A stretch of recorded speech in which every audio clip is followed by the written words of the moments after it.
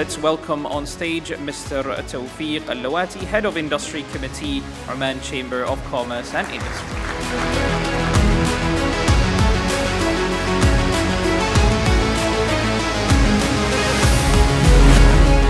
That's proof all the methodology and strategy that we are implementing in Gendal cities is the right approach that we are doing, and we are happy to be recognized for this award. Next presenter is Mr. Ishrath Habibullah, who is the Managing Director of Majis Technical Services. And Mr. Habibullah established Majis back in 2006 with a strategic objective of serving as a channel between international service providers and the Omani market as well. So, Mr. Ishrath, the floor is yours.